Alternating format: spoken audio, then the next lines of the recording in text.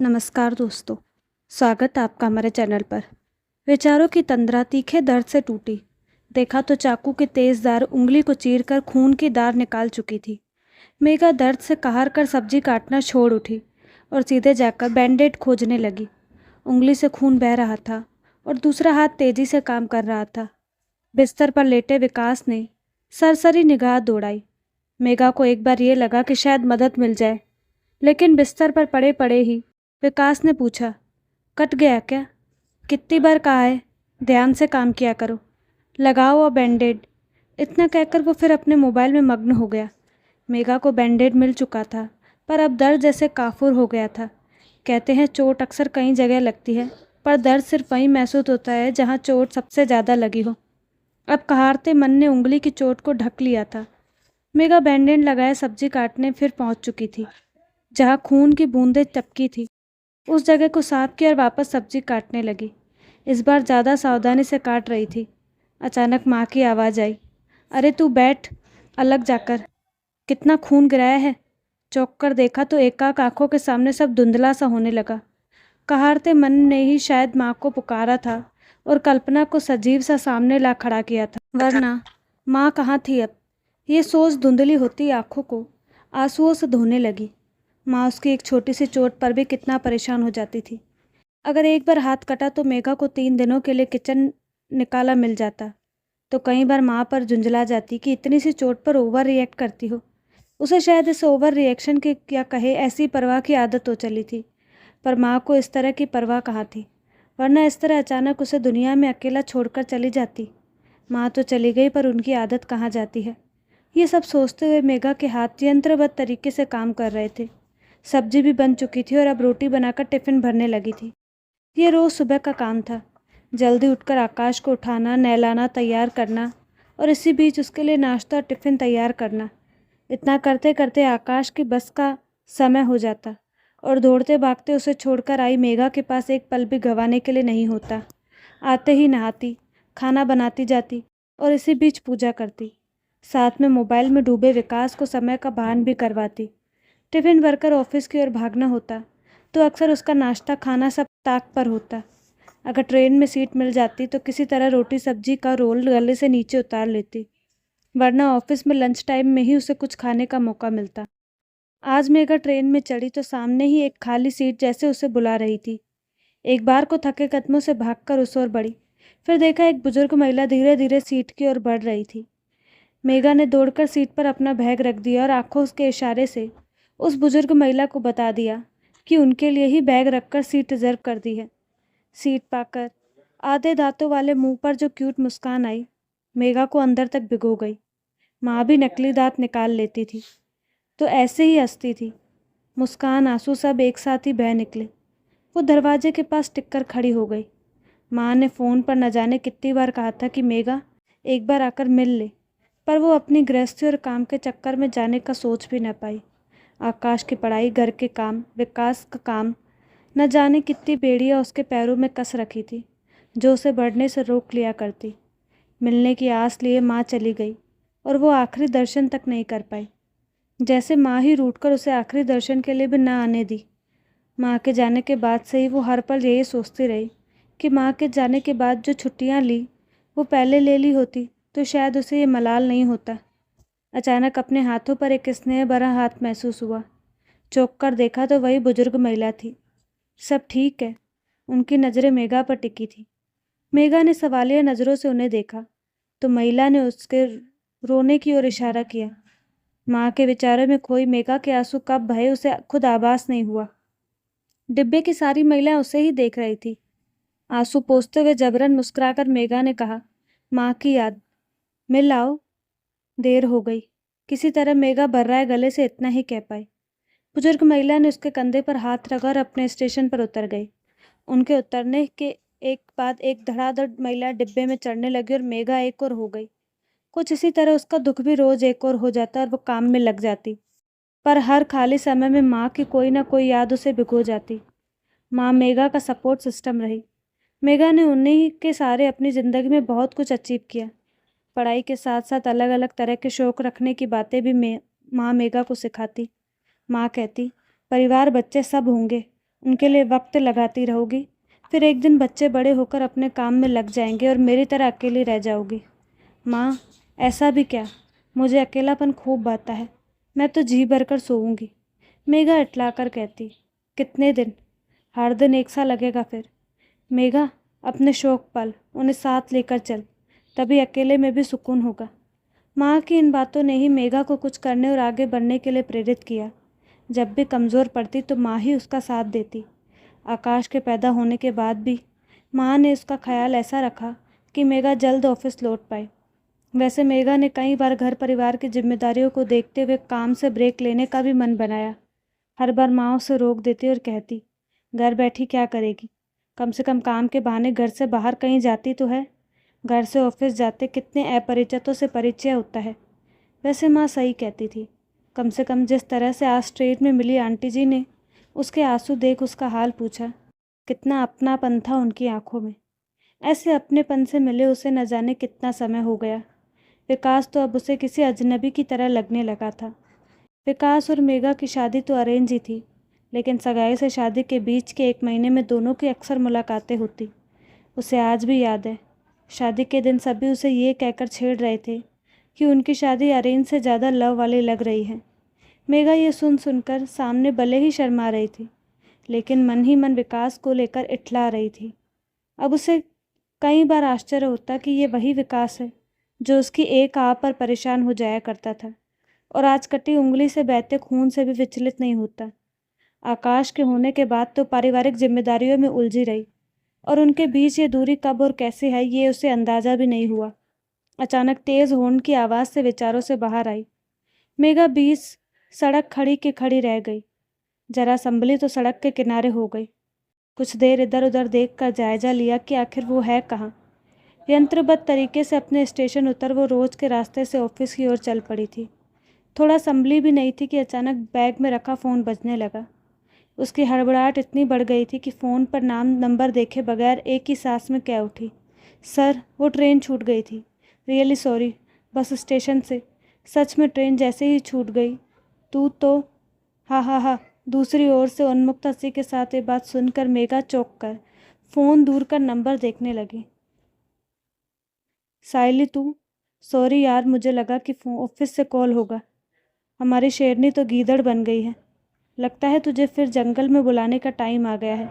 सयाली अपने अंदाज में बोली जा रही थी। उसकी बात आधी अनसुनी करते हुए मेघा ऑफिस की ओर कदम बढ़ाते हुए बोली, हाँ हाँ, क्या हाँ हाँ, अरे तुझे आना है इस बार, वरना अगली बार गीदड़ की जगह बकरी बनते देर नहीं लगेगी तुझे। कहाँ आना है, क्या बोल रही है, मुझे कुछ समझ भी नहीं आ रहा। मेघा झुंझला उठी। कॉलेज गेट टुगेदर में, बताया तो था, याद नहीं है? स्याली की आवाज़ में मायूसी सी भर आई। स्याली, मैं बाद में कॉल करूं, आज ज़रा लेट हो गई हूँ। अरे सुन तो। बाय कहकर मेघा ने फ़ोन रख ही दिया। ऑफिस से लौटते समय मेघा के मन में स्याली की बात घूम रही थी। पिछले हफ्ते ही उसने कॉल किया था और गेट टुगेदर की बात बताई थी। वो कैसे जा सकती है? यहाँ घर ऑफिस सब तो उसके जिम्मे है। आकाश की पढ़ाई, विकास का ऑफिस, सब कुछ जाने कैसे होगा। और अब वो पहले वाली मेघा भी कहाँ रही है? वो तो अब शायद रही ही नहीं। ऑफिस से घर लौटने के बाद मेघा चाय का कप लेकर बैठी। यही वो वक्त था जब कुछ देर वो बैठ पाती थी। आकाश अपने फुटबॉल क्लास के लिए गया होता और विकास ऑफिस से लौटा नहीं होता। बस इन कुछ पलों को मेघा बिना कुछ सोचे शांत बैठकर बिता देना चाहती। हर बार कोई ना कोई याद उसे घेर लेती और वो उन ख्यालों में गुम हो जाती। आज ऐसा कुछ हो, उसके पहले ही फ़ोन रिंग होने लगा। स्क्रीन पर सयाली का नाम देखकर मेघा ने फ़ोन उठाना स्थगित कर दिया। फ़ोन पर मिस कॉल का नोटिफिकेशन चमका और अगले ही पल व्हाट्सएप पर संदेश भी आ गया। उसने बस ऊपर से ही बड़ी सावधानी से पढ़ लिया। सयाली का ही मैसेज था, गेट टुगेदर के सवाल के साथ। मेघा यही सोचती रही कि आखिर वो जाना चाहती है या नहीं, पर उसके मन ने कहा कि वो जा ही नहीं पाएगी, तो इसके बारे में सोचने का मतलब ही क्या है। देर रात आकाश को सुलाकर घर के सारे काम निपटाकर जब कमरे में आई तो विकास अपने फ़ोन से चिपका हुआ था। मेघा ने सरसरी निगाह दौड़ाई और अपनी ओर बिस्तर पर पड़ गई। आंखों से नींद ओझल थी, मन कहीं विचर रहा था। वाकई बिस्तर के दो छोर कई बार दो अलग दुनिया से ही होते हैं। अचानक उसे क्या सूझी कि इसने इस दो छोर पर बसी दोनों दुनिया के बीच एक वार्ता का मार्ग खोला। सुनो। अपने फ़ोन में खोया विकास यूं ही बोला। मैं सोच रही हूँ कुछ दिनों के लिए कहीं चली जाऊँ। मेघा ने जैसे मन की उधेड़बुन को शब्द दे दिए। कहाँ? विकास ने अचानक उसकी बात पर ध्यान दिया। कहीं भी। सयाली का कॉल आया था। वो गेट टुगेदर है तो? मेघा ने अटकते हुए कहा।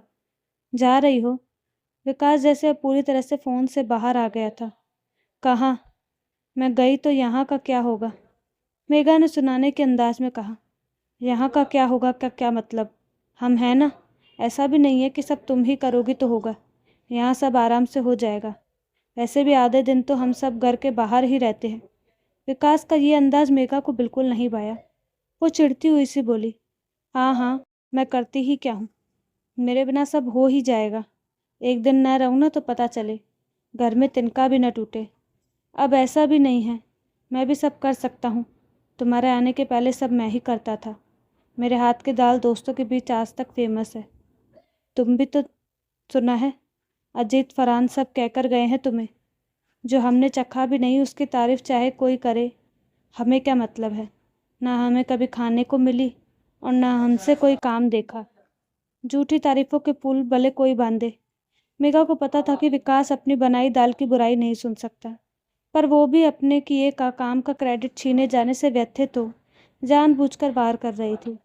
कहाँ तो बिस्तर के दो भागों में बसी दोनों दुनिया के बीच संधि मार्ग बनाना था और कहाँ अब सीमा रेखा तय होने लगी। मेघा, अब बहुत हो रहा है। तुम्हें क्या लगता है तुम्हारे बिना घर नहीं चल सकता? इस बुलावे में मत रहो। जहाँ जाना हो जाओ। मैं आराम से घर ऑफिस सब देख सकता हूँ। बल्कि तुमसे शादी के पहले अपनी घर गृहस्थी भी अच्छी बसा रखी थी। मजाल है जो कभी बाहर का खाना खाया हो। खुद खाता था, लोगों को भी खिलाता था। जब चली जाऊंगी तब पता चलेगी गृहस्थी। कहकर मेघा दूसरी तरफ मुंह किए सोने का नाटक करने लगी। मन ही मन बड़बड़ाती हुई उसने बिस्तर के एक और अपनी दुनिया की सीमा रेखा न सिर्फ गाढ़ी कर ली बल्कि सिर तक चादर तान के उस सीमा रेखा पर बाड़ भी लगा दी थी। विकास भी सीमा के उस पर अपनी दुनिया में मोबाइल में गुम हो गया। पापा, पापा उठो ना। आकाश की आवाज़ से विकास चौंक कर उठा। देखा तो हल्की रोशनी सुबह का संदेश दे रही थी। आकाश के चेहरे पर मायूसी देखकर विकास हड़बड़ा के उठ बैठा।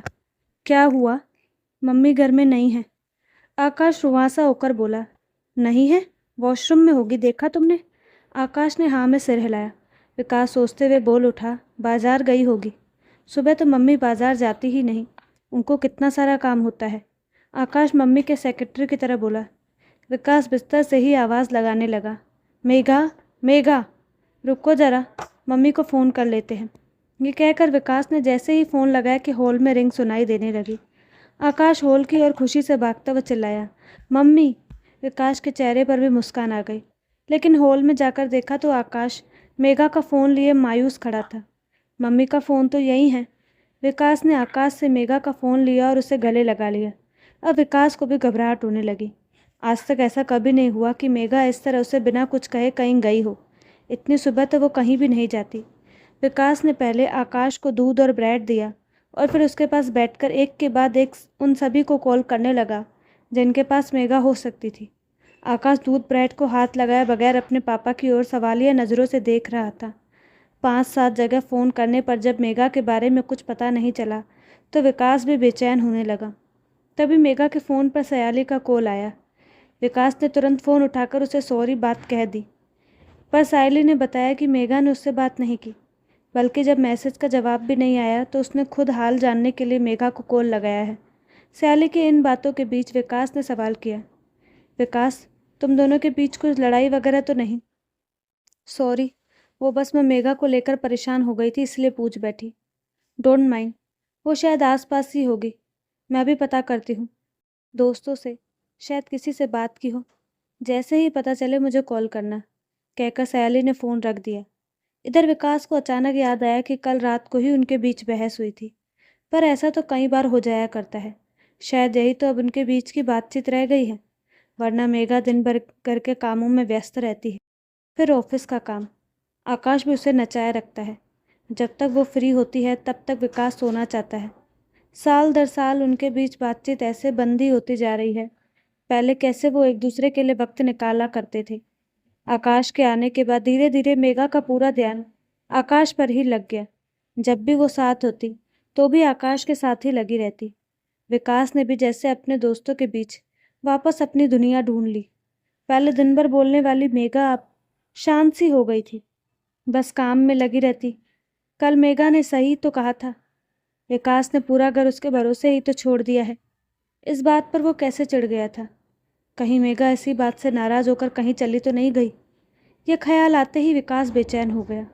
उसने एक बार मेघा का फ़ोन खंगाला कि शायद कुछ पता चले कि आखिर मेघा कहाँ गई है, उसे कहाँ ढूंढा जा सकता है।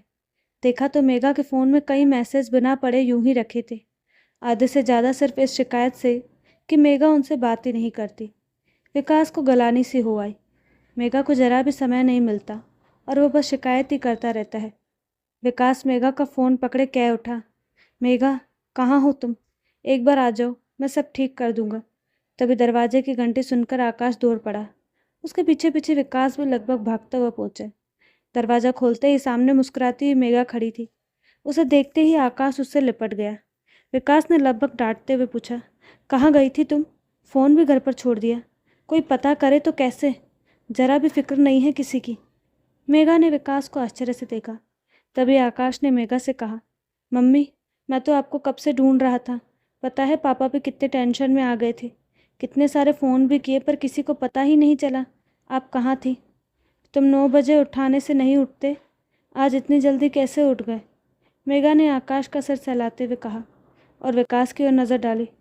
विकास गुस्से में होने का बहाना तो कर रहा था, लेकिन उसकी नज़र मेघा पर ही टिकी थी। मेघा ने मुस्कुराकर कहा, मैंने कल सुबह ही बताया था ना कि अब से रोज़ योग क्लास जाऊंगी। दोनों को कहा था ना, मेरी बात सुनते नहीं हो दोनों। चलो जल्दी से नाश्ता बनाती हूँ। कहकर मेघा अंदर जाने को हुई कि विकास ने उसे अपनी ओर खींचकर गले लगा लिया। न जाने कैसे रोकते हुए भी विकास की आंखों से आंसू बह ही निकले। मेघा विकास को ऐसे देख हैरान थी। विकास प्लीज़ क्या हुआ? तुम? सॉरी मेघा, मैं आज के बाद तुम्हें इस तरह अकेले नहीं रहने दूंगा। मैं सब ठीक कर दूंगा। मैंने तुम्हारा ध्यान नहीं रखा। मेघा विकास को सोफे पर बिठा उसके पास बैठ गई थी। पास खड़े हैरान होते आकाश को उसने इशारे से पानी लाने को कहा। विकास क्या हुआ है? तुमने मेरा ध्यान रखा है? तुमसे मैंने कब ऐसा कुछ कहा? वो तो कल यूं ही गुस्से में। सॉरी। नहीं मेघा, आई एम सॉरी। जानती हो, आज जब तुम नहीं दिखी तो मुझे पता चला कि तुम नहीं होगी तो ये घर, ये दुनिया कितनी खाली होगी। तुम हमारी ताकत हो, लेकिन हम तुम्हारा बंधन बने हुए हैं। ऐसा कुछ नहीं है, मेघा ने विकास को संभालते हुए कहा। पानी का गिलास लाया। आकाश भी विकास को देख रहा था। विकास ने पानी पिया और आकाश को अपनी गोद में बिठाया। आकाश, तुम्हारी मम्मी अपने फ्रेंड से मिलने जाना चाहती हैं। क्या हम दोनों मिलकर कुछ दिन के लिए घर संभाल लेंगे? क्या आप पापा के साथ रहोगे? मेघा की आंखें भरने लगी। आकाश ने नए में सिर हिलाते हुए कहा, मम्मी के बिना घर अच्छा नहीं लगता है पापा। जानता हूँ, तुम्हारी मम्मी के बिना तो मुझे भी अच्छा नहीं लगता, पर मम्मी को भी तो ब्रेक चाहिए ना। तुम स्कूल के बाद फुटबॉल खेलने जाते हो, पापा ऑफिस के बाद अपने फ्रेंड्स से मिलते हैं। मम्मी को भी तो अपने फ्रेंड्स से मिलने का मन करता है। विकास की बात सुनकर आकाश ने मेघा को देखा और अपने नन्हे से मन में कुछ विचार कर बोला, ओके, पर मम्मी आप अपना फ़ोन लेकर जाना और रात में एक बार सोने से टाइम मुझे वीडियो कॉल करना। ठीक है। मेघा ने भरी हुई आंखों के साथ सिर हिलाकर हामी भरी और आकाश को अपने गले से लगा लिया। अरे अरे, ये मम्मी बेटे के प्यार में पापा को क्यों भूल गई भाई? विकास मेघा और आकाश को इकट्ठे गले लगाते हुए बोला। आकाश खिलखिला उठा। मेघा ने विकास के कंधे पर अपना सिर टिका दिया और हौले से उसके कान में कहा, मैंने सुना था कि योग के बहुत फ़ायदे हैं, लेकिन ऐसे फ़ायदे भी हैं, ये आज पता चला। मेघा की बात सुन विकास ने ठहाका लगाते हुए कसकर दोनों को गले लगा लिया। तो दोस्तों, आपको कहानी कैसी लगी? अपनी राय कमेंट बॉक्स में ज़रूर दें। साथ ही हमारे चैनल को लाइक शेयर सब्सक्राइब करना ना भूलें। धन्यवाद।